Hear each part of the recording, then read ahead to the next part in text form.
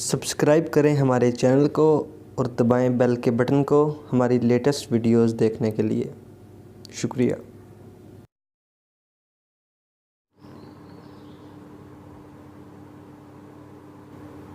جی السلام علیکم ناظرین، ویڈیو شروع کرنے سے پہلے ہمارے چینل کو سبسکرائب کریں اور بیل کا بٹن دبائیں تاکہ آپ ہماری لیٹسٹ ویڈیو سے لطف اندوز ہو سکیں اور نئے نئے وظیفے ہم سے حاصل کر سکیں۔ ناظرین، آج کا جو وظیفہ ہے یہ انسانی شفا کے لیے ہے، ایک قرآنی وظیفہ ہے جو میں آپ کو بتانے جا رہا ہوں۔ ناظرین، انسان کی زندگی میں بہت سی تکالیف اور مصیبتیں اور بیماریاں آتی ہیں۔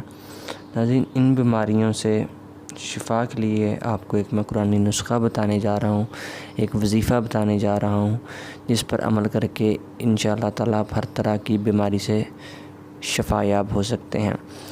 ناظرین، اکثر ایسا ہوتا ہے کہ ہم ڈاکٹر کے پاس جا کے اور ادویات لے لے کے تنگ آ جاتے ہیں، لیکن ہم اللہ تعالیٰ کے بتائے ہوئے طریقوں پر عمل نہیں کرتے، جو کہ انتہائی آسان ہے، جو ہم گھر بیٹھے ہوئے بھی استعمال میں لا سکتے ہیں اور شفا یاب ہو سکتے ہیں۔ ناظرین، انہی وظیفوں میں سے ایک وظیفہ آپ کی خدمت میں حاضر ہے۔ ناظرین، یہ وظیفہ کر کے انشاءاللہ تعالیٰ اللہ تعالیٰ سے آپ شفا حاصل کر سکتے ہیں کسی بھی قسم کی بیماری کے لیے یا کسی بھی قسم کی تکلیف کے لیے۔ ناظرین، حصول شفا کے لیے قرآنی وظیفہ ہے جو حضرت علی کرم اللہ وجہ نے فرمایا ہے کہ سورۃ الانعام کا پارہ نمبر 7 رکوع نمبر 6 یا پوری سورت جس مریض پر پڑھی جائے اللہ تعالیٰ اس کو شفا دیتا ہے۔ شکریہ۔